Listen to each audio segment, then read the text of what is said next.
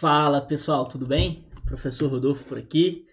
Para quem caiu de paraquedas, não me conhece ainda, eu sou procurador do Estado de São Paulo, professor de Direito Administrativo. Eu vou comentar a decisão do ministro Alexandre de Moraes em medida cautelar na ADI 7236, que suspendeu diversos dispositivos da Lei de Improbidade Administrativa. Já eram dispositivos controversos, ok?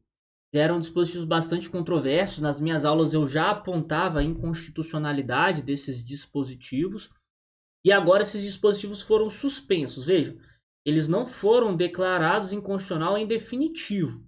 Eles foram suspensos em medida cautelar, a medida cautelar monocrática do ministro Alexandre de Moraes. O que isso significa?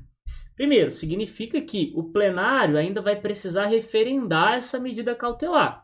Não é que ela vai se manter indefinidamente em vigor. Depende ainda de um referendo do plenário do STF. Medida cautelar proferida aí no recesso e tudo. E, enfim, tem todo um questionamento, né? Tem toda aqui uma elaboração de raciocínio contrária a essa monocratização das decisões do STF, né? Especialmente o ministro Alexandre de Moraes, ele profere muitas decisões monocráticas, não espera tanto levar a questão a plenário, para o plenário do STF julgar, enfim. Mas nesses casos aqui, me parece que a decisão dele, pelo menos no mérito, ela foi acertada. Se no quesito formal essas decisões monocráticas elas são questionáveis, essa monocratização das decisões do STF é questionável, pelo menos essa tendência. É claro que em diversos casos a decisão monocrática ela é fundamental para poder evitar qualquer tipo de prejuízo em virtude de alguma lei que de fato tem ali os requisitos, possa parecer inconstitucional, né, e preenche os requisitos da medida cautelar. Mas o problema, o questionamento é a quantidade de decisões monocráticas proferidas, né, que são muitas e às vezes não tem tanta urgência assim. Nesse caso, me parece que na questão material, a decisão ela acertou, é uma decisão correta, tá? Porque são dispositivos que já eram questionados. Então a decisão ela se divide em 5 pontos, tá? 5 dispositivos aqui que eu vou explicar para vocês e depois eu vou dizer os motivos de sua suspensão. O primeiro deles dizia a respeito... Ah, pessoal, tem o seguinte, né? Faz essas coisas de YouTube aí, né? Curte e compartilha. Mas o que é esse... Né? Acho que é isso, né? Não, comenta também, né? Essas coisas de YouTube aí que você já sabe. Mas vamos lá. Primeiro ponto aqui, pessoal. Artigo 1º, parágrafo 8º. Improbidade de interpretação, né? Chamava de improbidade de interpretação. Dizia o seguinte, não configura improbidade a ação ou omissão decorrente de divergência interpretativa da lei, baseada em jurisprudência, ainda que não pacificada, mesmo que não venha a ser posteriormente prevalecente nas decisões dos órgãos de controle ou dos tribunais do Poder Judiciário. Para quem não é do direito, caiu aqui de paraquedas, e minha mulher sempre fala isso. O que é jurisprudência? Acho que eu tô com ela já há 10 anos e até hoje ela não sabe o que é jurisprudência. Ela é médica, então, enfim, não faz ideia. Para quem caiu de paraquedas, então, a jurisprudência são as decisões reiteradas do Poder Judiciário em um mesmo sentido. Então, quando o Poder Judiciário ele decide da mesma forma em vários casos ele decide igualmente, forma-se uma jurisprudência. Ou seja, é um entendimento consolidado do Poder Judiciário. Só que aqui o dispositivo não fala se é jurisprudência dos tribunais superiores, se é jurisprudência de juiz de primeiro grau, que jurisprudência é essa? É qualquer jurisprudência, dá a entender, inclusive, que pode ser jurisprudência dos órgãos de controle, tá? Dos órgãos de controle. E aí ficou muito amplo isso daqui, né? E o que dizia esse dispositivo, assim, traduzindo em português, às vezes você não é do direito, caiu aqui. Dizia o seguinte, que se um administrador público, se o político lá, o gestor, o servidor, o agente público, ele pratica um ato, ele tem uma conduta que é baseada numa jurisprudência, ele não pode ser condenado por improbidade administrativa, ainda que essa jurisprudência não seja pacificada. O que é isso? Ainda que essa jurisprudência não seja jurisprudência amplamente aceita pelos tribunais, aceita pelo Poder Judiciário. Pode haver uma divergência, então o Tribunal de São Paulo, por exemplo, pode julgar de uma forma e o de Minas Gerais julgar de outra. O STF julgar de uma forma, o STJ de outra. Há uma divergência, aí o administrador, o gestor vai lá e escolhe um desses entendimentos. Nesse caso, tudo bem, para mim fica de fato difícil visualizar uma improbidade administrativa aqui. O problema apontado pelo ministro Alexandre de Moraes foi o seguinte: existem diversos órgãos jurisdicionais. Tem muito órgão jurisdicional. Então tem. Aqui não fala qual é a jurisprudência. Então pode ser uma jurisprudência, às vezes, do juiz de primeiro grau. O juiz de primeiro grau de uma determinada vara com competência de improbidade administrativa, ele está julgando reiteradamente o mesmo sentido, formou uma jurisprudência daquela vara, daquele juiz.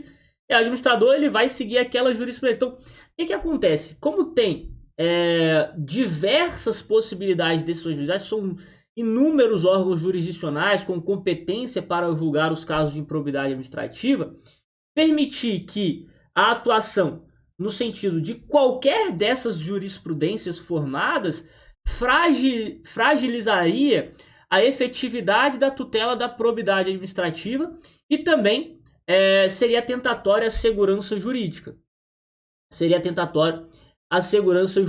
Então, poderia levar ao entendimento de que decisões isoladas ou decisões de um órgão jurisdicional específico, fracionário, até um órgão jurisdicional de um único juiz, servissem de amparo para práticas e condutas dolosas contrárias ao interesse público. Lembrando que para a configuração de improbidade exige o dolo.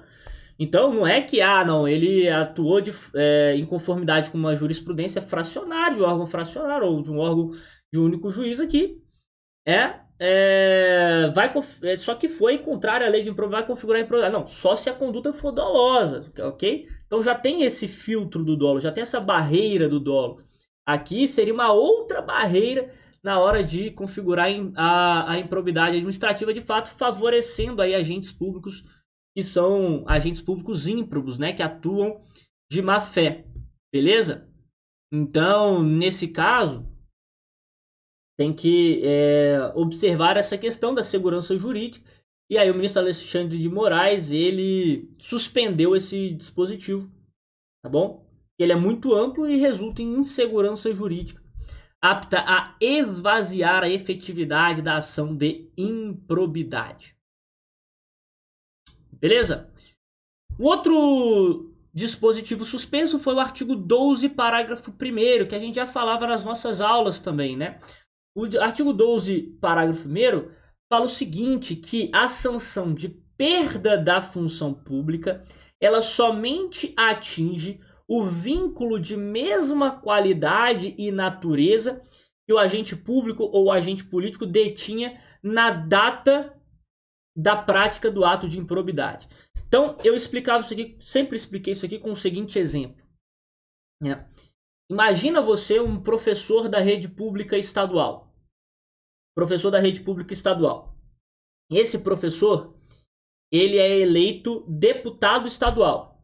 Para ele assumir o cargo de deputado estadual, ele precisa deixar o cargo de professor, né? Deixar em definitivo, mas vai ficar suspenso o seu vínculo de professor e ele vai assumir o cargo de deputado estadual. Vamos supor que durante o exercício do cargo de deputado estadual ele cometeu um ato de improbidade administrativa, pediu lá propina para aprovar uma determinada medida legislativa.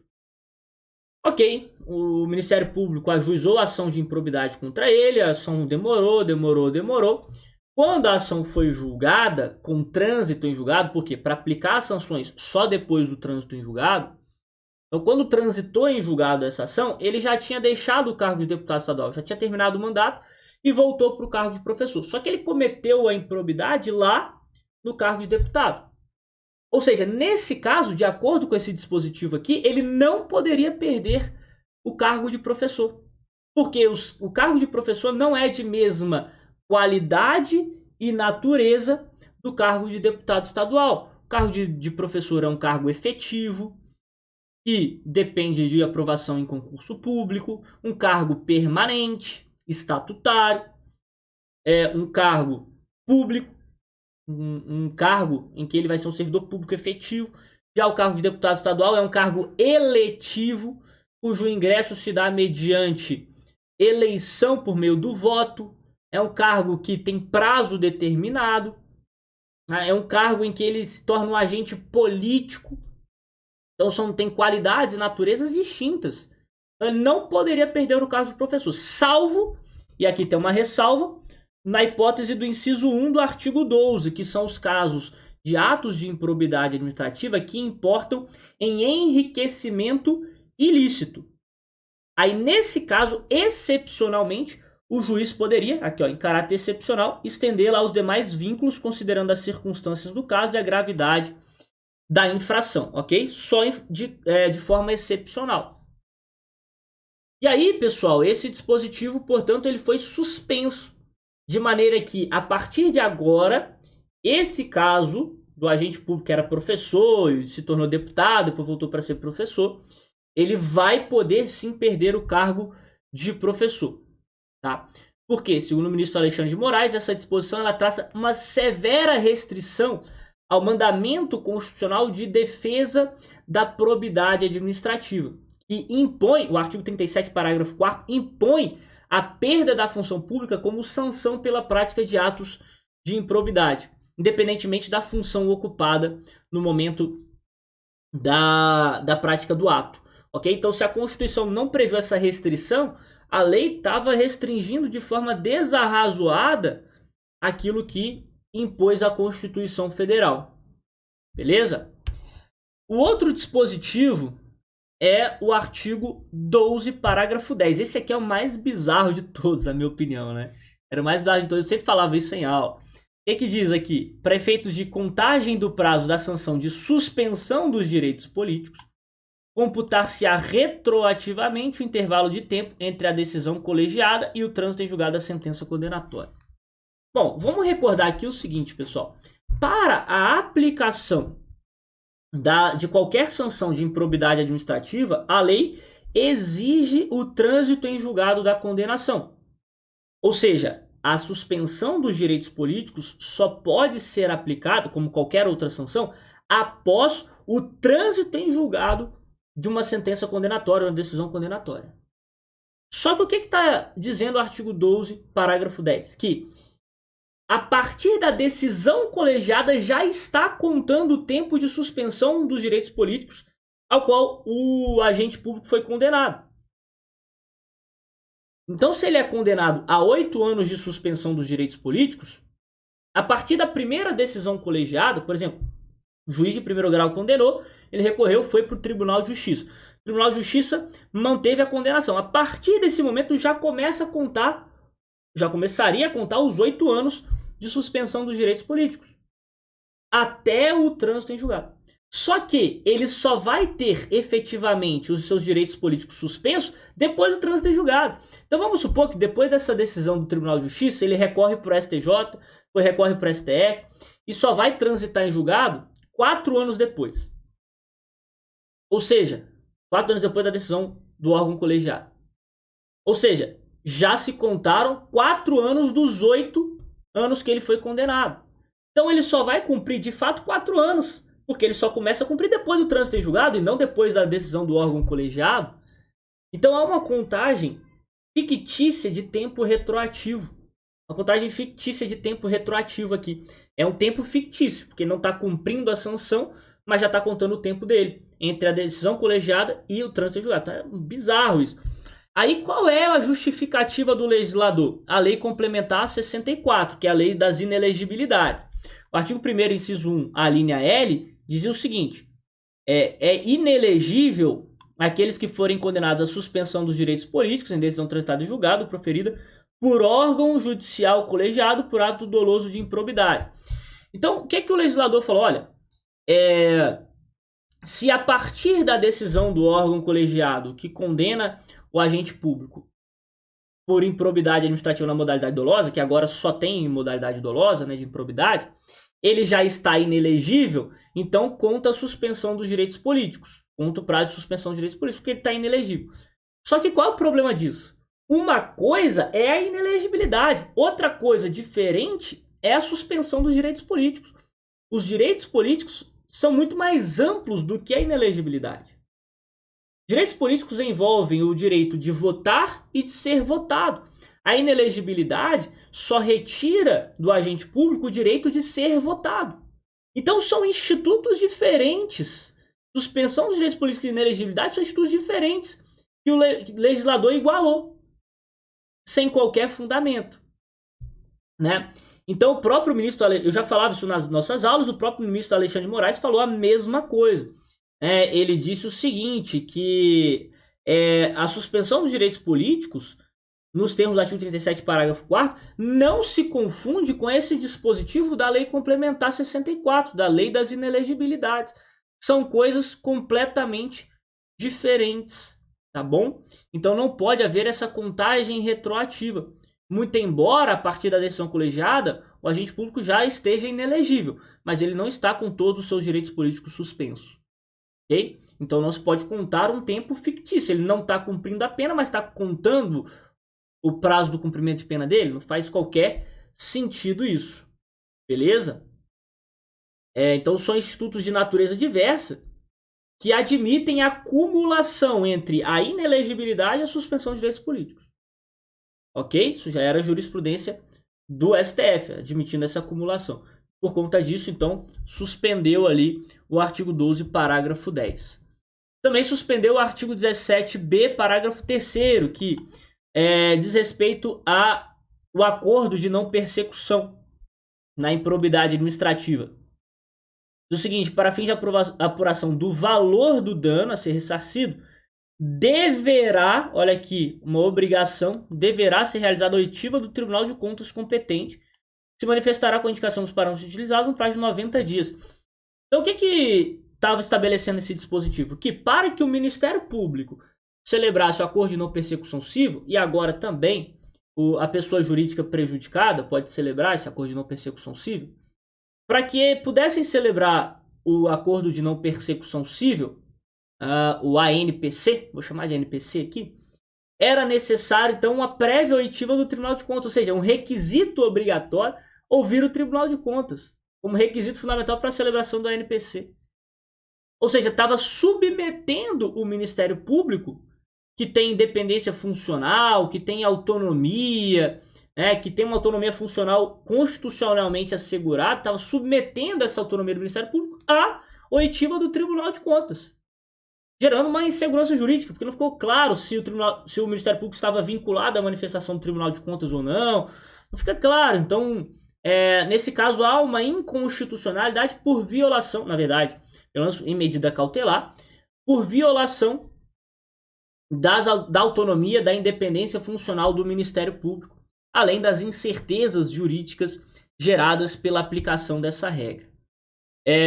Bom, outro ponto aqui diz respeito à independência entre as instâncias, é o artigo 21, parágrafo 4º. Eu trouxe o parágrafo 3º também para a gente entender. O parágrafo 3º diz que as sentenças civis e penais produzirão efeitos em relação à improbidade quando concluírem pela inexistência da conduta ou pela negativa da autoria. Isso daqui, tudo bem. Já tem lá no direito administrativo sancionador, no direito administrativo sancionador essa previsão, ok? Já tem essa previsão. O problema está no parágrafo 4º, porque o parágrafo 4º, ele diz que qualquer forma de absolvição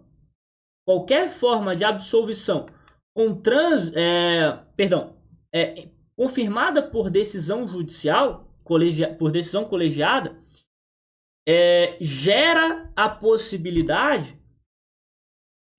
aqui a vinculação da esfera da improbidade administrativa. Então, qualquer que seja a absolvição criminal, se ele for absolvido em âmbito criminal, por qualquer motivo, vai impedir a sua condenação por improbidade administrativa. Ou se ele já foi condenado por improbidade, vai exigir a extinção da pena por improbidade administrativa. E isso gerava um problema gigantesco, porque olha só, E aí, do artigo 386 do CPP, do Código de Processo Penal. Então, olha o que diz o artigo 386. Provada a inexistência do fato, tudo bem, isso aqui a gente já viu. Pode e deve gerar vinculação da esfera da improbidade. Agora, não constituir o fato infração penal, isso aqui também. Agora, olha o problema. Não haver prova da existência do fato. Não está provado que o réu não concorreu para infração penal. Não existe prova de ter o réu concorrido para infração. Circunstâncias excludentes de ilicitude ou fundada dúvida sobre sua existência. Não existe prova suficiente para condenação. Então, se ele é absolvido, por exemplo aqui, nesse caso, se ele é absolvido lá na esfera criminal por não ter prova suficiente para sua condenação criminal, por esse dispositivo ele também deveria ser absolvido na esfera da improbidade administrativa. Também deveria ser absolvido na esfera da improbidade administrativa. Só que o que acontece? Na esfera criminal exige para condenação um arcabouço probatório muito mais robusto do que as outras esferas, porque a esfera penal ela é a última instância ali, a última defesa da sociedade. Então exige para condenação um arcabouço probatório muito mais robusto, muito mais amplo para poder, então, às vezes tem algumas provas ali, mas o juiz entende, não são suficientes. Isso vai vincular a esfera da improbidade? Aí o ministro Alexandre de Moraes falou, não, a independência das instâncias aqui deve prevalecer. Só deve haver a vinculação da esfera da improbidade quando se concluir, na esfera civil ou penal, pela inexistência da conduta ou negativa de autoria. Outro ponto que também era uma hipótese que eu também citava em aula absurda, que era o seguinte, o juiz lá, ou o órgão colegiado na esfera criminal, diz o seguinte, olha, esse fato não constitui crime. Tudo bem, princípio da tipicidade do direito penal. Às vezes um fato não constitui crime. Você olha lá no Código Penal e fala, olha, isso aqui que ele fez não está aqui no Código Penal, ele não pode ser condenado. Só que, embora não constitua crime, pode constituir improbidade. Embora não esteja no Código Penal, pode estar previsto como conduta que constitui improbidade na Lei 8429. Por exemplo, nepotismo. Em tese, não constitui crime. Como regra, não constitui crime. Mas pode constituir improbidade. Então, se há um processo criminal pela conduta do nepotismo contra um servidor, e ele é absolvido com decisão confirmada por órgão colegiado, embora não constitua crime e constitui improbidade, ele não poderia ser condenado por improbidade. Mesmo a lei de improbidade prevendo que o nepotismo constitui improbidade administrativa. Então gerava uma hipótese absurda aqui, né, que foi suspensa pelo ministro Alexandre de Moraes. Pensando pelo ministro Alexandre de Moraes, dando prioridade aqui à independência entre as instâncias, né?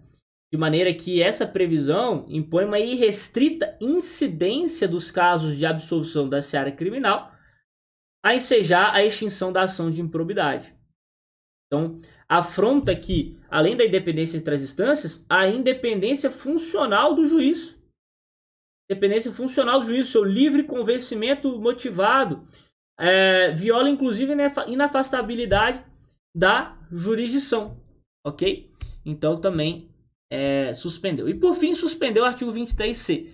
Os atos que sejam enriquecimento ilícito, perda patrimonial, desvio, apropriação, malbaratamento ou dilapidação de recursos públicos dos partidos políticos ou suas fundações são responsabilizados nos termos da Lei 9096. Ou seja, esse dispositivo estava excluindo da incidência da lei de improbidade os atos de improbidade contra partidos políticos ou suas fundações, que aí deveriam ser punidos com base na Lei 9096. E aí isso, segundo o ministro Alexandre de Moraes, subverte a lógica constitucional que rege a matéria, que se pauta pela prevalência da probidade, pela prevalência da defesa da probidade administrativa e o combate da improbidade.